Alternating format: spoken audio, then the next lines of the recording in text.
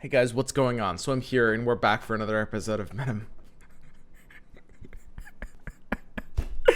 Mondays. All right, but for real though, for those of you guys who watch my stream daily, you'll know that I've taken like a few days off and taken some personal time. Kind of needed a little rest and relaxation. But anyway, I was thinking actually about potentially just like skipping this week's because, to be honest, there's not a ton in the meta that's shifted. Pretty minor things, all things considered. But I figured I would do kind of like a short episode for Thursday. So this is going to be my attempt at kind of like an abridged version. I'm going to try to make this like 10 minutes, although it'll probably end up 15, although it'll probably end up more than 15. And we'll see maybe actually if this is a better format moving forward, because I have felt that these have gotten way too long recently. All right, so let me know at the end if you end up liking these shorter format. Anyway, we're gonna get into this real fast. Basically, we have right now, the meta has not taken like major changes, but we have an improvement to stat websites, and I'm gonna go ahead and show you where we're at on that. So this is the Mobalytics page for the meta stats. If you have not seen it before, this is what we are going to be using from now on, and this is really great by Mobalytics. I actually am quite liking how this page is set up. It's very happy with it so far. I'll walk you through it real quick. So we've got, you can sort by all ranks or master, or if you want to below master. I mean, it's up to you. All ranks are master, so you can go ahead and filter by that if you want. But otherwise, apart from that, you can just go ahead and look at, win rates and play rates of decks. I'd recommend sorting by match quantity over here. At the end of the day, sample size is kind of like the most relevant thing, like when you're trying to determine like, how valuable certain statistical values are. Like, let's say, for example, just to show you real quick, look at this deck here, Demacia, 54.5 with 20,000 matches. And look at this deck, Bilgewater Shadow Isles, 53.7% with 62,000 matches. These are probably about the same in my book. It's like triple the sample size, could be worth like the 0.8% discrepancy. Now, 20,000 is pretty high, and it might be high enough, and it depends, who you ask. But at the end of the day, personally, like, sample size usually will win out. 20,000 is probably high enough for it to be fine. But then when you get to like the one under that, you get to 3,000. This is 53.1. I would probably take any of these like 52s that are, well tested over this like 53.1 at 3,000. So basically, if you're going to use this website, just keep in mind like sample size on these matches is really important, and anything like below a certain amount basically is going to be, shall we say, untrustworthy, because stats have the tendency to lie in low amounts. Okay. So basically, you can go through, look at win rate, play rate. This play rate is just the percentage of games played by this region combination. So this is like their share of the ladder out of all the, I forget how many combinations there are now. There's like 25 or 30 or something different combinations.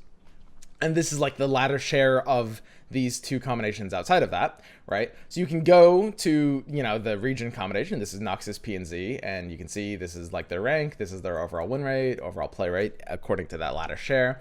And games played. I think this tracks like a week or two. Then we can look at like top decks. This is like 57% win rate. This seems to be kind of like the best performing deck. And again, we've got matches over here that we're going to want to keep in mind, right? So like, this 0.1% is probably not worth the 20,000 matches that it's like, measuring less. So we're going to click on this one and we see a pretty standard burn deck, right? So now what we could do is we could then go back. We've got like the 1 static shock and 3 transfusion. Now let's go ahead and go back and sort by master. Let's see what master players are doing. We can look at the same exact thing. We can see Demacia Noxus is technically ranked. It auto sorts by rank, which is some amalgamation of win rate and matches, and it auto ranks Demacia Noxus higher than Noxus PNZ because they're 0.6% higher at the cost of course, an order of magnitude of the matches played, right? So we have to trust the Noxus PNZ stats over this at 617 matches. This is almost, I can almost guarantee you this will, if they had the same amount of matches, this would be probably lower than 57.7. I can almost guarantee you that. So let's go ahead and click here, which is the highest rated deck overall. And we've got this one in Masters with a 60% win rate at 2,400. So we look at this one and bam, we've got the 2 static shock version. So basically, you might use a similar process in picking out a list, check out win rates, check out matches played, look at the region performances, And then if you want to, you can check out the master stats and see what's working better for them. Now, I want to caution you, just because master players are doing it doesn't mean it is a superior net deck. I see that logic everywhere. And first of all, well, there's one of two reasons for that. It's A, maybe a bit harder to play, but B, probably more so the meta in that area is kind of like well suited. This is a one card change, but you know, certain other changes are going to be many cards, right? So, you know, I would be a little bit hesitant. You know, don't be one of those guys that says, well, I net deck the masters. Sometimes, yeah, sometimes that's a good idea, but it's I think there's like a very common like logical trap where like you might think it's always better to do that, and that's not necessarily true. However, in this case, let's go ahead and look at our first deck here, Burn Aggro, and this is that same version. This is the 2 Static Shock version that I personally prefer. My boys 209 and Winding God have been all over this 3 Static Shock, 1 Transfusion version, which I think is a step too far in that direction. Whereas, like, you know, MenuS and many others have been on kind of like the 3 Transfusion version. My personal preference has been for the past like week or so to be right in the middle with 2 Transfusion, 2 Static Shock. So anyway, that's a pretty brief rundown of like how to use the site. I'd really recommend it. The link's gonna be in like the little pinned comment thing. I almost said description. I'm not getting anything by like linking you guys out to, like, the thing is, I don't even really get anything by linking you guys to my site. There's nothing on this site. This is not, this site doesn't have ads. Nobody finds me through this site. You don't Google you don't Google cool good deck guides, you know, handsome guy, and you don't find this site and that doesn't direct you towards Swimstream, YouTube, and Twitch. Like, this site is just a resource I throw up for you guys to help you guys, you know, potentially learn. And Mobalytics is the same thing. Like, I'm not getting anything by linking you guys to that site. I just highly recommend it. I think it'll really help you guys pick your deck. Okay, so we're kind of doing things slightly out of order. Let's give you guys a brief overview. Basically, as we expect to see, there's more of a consolidation of tier 1 and tier 2 decks. This week we have 4 tier 1 decks and 4 tier 2 decks. For the past several weeks, we have had, you know, it started at 7 tier 1 decks and it's diminished on average like once per week down to 4. And this is pretty expected. At the start of a patch, when there's a ton of viable stuff, there will be more tier 1 decks, right? So like the tier 1 will kind of mean a somewhat different thing at the start of an update. Now we're at this point where, you know, there's kind of only a handful of tier 1 decks, which is pretty expected. Tier 2 is the same way, and you'll see a lot of decks have been kind of relegated to kind of like tier 3, like They Who Endure and Twisted Fate have come in with kind of like a pretty weak win rate, even being below sea monsters in this case. Okay, so let's go ahead and fill out tier 1 real quick. Bannerman has been updated to contain Vi. My preferred version is running 2 Vi, although you'll see the majority of them running 3. Pretty much not too much else to see here. You'll see a lot of these decks starting to skew a little bit earlier, those being like Cythria and Relentless Pursuit. And you have sort of like an interesting dynamic in the metagame where right now, because the most popular decks, and if you're looking to counter the meta, you can use this site as well. You can go to, you know, all ranks and you can sort by matches. Bam. This is pretty much what the meta is. This is only tracking people that use the Mobalytics deck tracker, so this is not every single human being on ladder. But for the most part, this is kind of like where you expect to be queuing into these different rankings. And now I'll say, you might say, well, but I played yesterday and I just hit like 7 deep decks, right? And that's not statistically anomalous. Like you're gonna have like some non-average results. In fact, average is pretty rare in statistics. Most of your results are gonna be non-average, and you're gonna find like, you know, Bilgewater, Shadow Isles, this sort of thing. Number 5 ranked, it's gonna be pretty common to hit it a lot.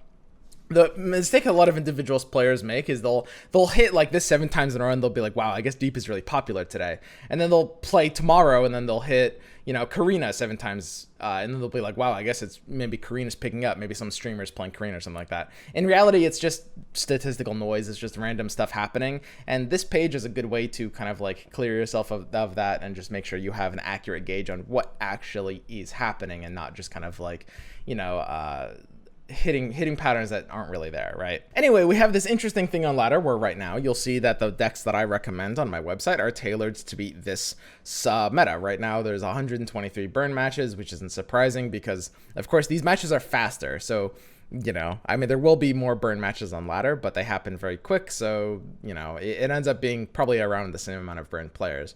And we've got pretty like middling or average amounts of Karina, PNZ, Ionia, and then there's like Karma Lux. And of course, these are tracking regions. These aren't going deck by deck, but almost all of these are those specific decks. Then there's, you know, Deep, and then there's like They Who Endure, right? So you'll see the decks that we have are kind of tailored to beat these, and you can start seeing that pattern already here with the Bannerman deck that I recommend. And there's several different variations of these flying around, and this is pretty close to average. I mean, like I said, most people are using like 3 Vis. That's not really any different. And the big thing that's different here is we're like curving low. We're using 2 Cytheria and 1 Relentless Pursuit. And this is basically because the meta is creating like a weird scenario where you kind of want to go fast to beat the decks like Karina, and you know some of the Ionia and PNZ stuff.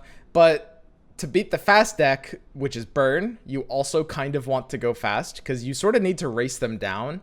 You can't really out control Burn unless you have healing. You just need to end the game before they draw enough damage. So because of that, it forces decks like Bannerman to be in positions where, yeah, they want to be running like 1, maybe 2, even possibly 2 Relentless Pursuits. But yeah, it's sort of awkward. As much as I want to go fast, I still want to be able to, you know, detail and explain like exactly how things are. So this is Karma Lux. This is BBG's version of Karma Lux, which I am very happy about. I look at this deck, I see a deck that I really like. I like the version he ended up on. I saw him, he was playing it for several days, and there was like some of the earlier versions I was like, I don't know. This version in particular is really great. I'm a big fan of the 3 Eyes, the 0 Claws, the 1 Deny, and the 2 Concerted Strikes. All feel really top to me, really good. And then we've got Karina Control. Of course, that deck being a deck that hasn't really undergone any massive changes in the last week. Then we've got pretty standard Karina Control. This is the version I recommend, with just pretty tailored ratios, like 1 Atrocity, 1 Ruination, just to make sure that, you know, you're able to capitalize on opponents not playing around those. Nothing out of the ordinary here. This is like the most standard Karina Control list. It's not an archetype that really sees changes. And that's going to be it for our tier 1 here. Of course, tier 1 is now, again, these are sort of like loose percentage definitions because they are going to depend on like the week. There's some weeks where, you know, win rates will come in at like lower than 59 across the board. So we have to like, you know, basically come down from 59% high. But, you know, usually tier 2 is going to be 54 to 58%. And we'll see that here with, you know, some of the high performing decks like Heimer Vi, which is a deck that hasn't really undergone major changes in terms of its popular versions in the past, you know, well, actually 2 weeks. I was going to say week, but it has almost not changed as a deck for a very, very long time now. It's a pretty solid deck, although it actually has been coming down from tier 1, getting a bit of a lower win rate here. We can go ahead and check that out since I don't actually have them on top of my head. So here's Heimer Vi coming in at 53.4, and there's a few other stats you can take, but the most popular deck is 53.4, which is, yeah, even according to our own win rate metric, it's actually a little low. We're seeing a ton of decks that are like pretty just like shortened. The tier 1 decks don't really have 50 or they don't really have 60% win rates. In fact, there's almost no deck that has like 60% win rate this week. So we have to tier 1 decks are kind of like 57 to 58 plus, and then tier 2 is like 57 and below, right? It's a bit of a weird week for stats. Misfortune Scouts. So this is the version that I ended up on, just like comparing like different versions and their like play rates and win rates on the overall ladder. And here we have cut down to 2 Citrus Couriers, and we're currently running 2 Relentless Pursuits for, yeah, a very similar reason as before. Basically, you just want to be like rushing things down with multiple attacks. The 3 Citrus Courier version was just a little too heavy on Citrus there. But yeah, no major changes there. Karma Ezreal overall is this is this is actually a very, very interesting version of Karma Ezreal. This is not Gummy's version. This is actually an outdated description. Oops. But this is a version that was performing well on the stats. Karma Ezreal is in a very, very interesting spot, but there were actually a lot of very similar versions performing well on the stats, and this is the version that I can recommend most. Now, this is a very weird form of Ezreal Karma. Obviously, 0 Shadow Assassins, 0 Yone. 0 Yone is not necessarily that weird. Yone is a card that could be a one of. I don't actually like it as more than a one of for sure. It's like it's one or none really with Yone. And this version happens to be running Progress Days, basically just to have even more draw, even more like spell quantity. on top of both Rummage and Deep Meditation. There's several versions that were coming in this week with high win rates with Progress Day. So I think it's interesting to try out, and it's definitely one of the decks that has actually seen changes in terms of its like high performing win rate decks. And then of course we've got good old standalone OTK, which I was playing on stream yesterday, just trying to exactly figure out how to work around with it. We made a couple of changes. Overall, a pretty solid deck. There's not really anything weird happening here. No big changes. Again, I mean, so you guys understand probably why I was thinking about like skipping this week. There have been some changes, and you know, I think it's really great that there's this Mobalytics stats page up. I think it'll be very interesting and helpful to a lot of you guys. I'd highly recommend exploring that and just checking it out.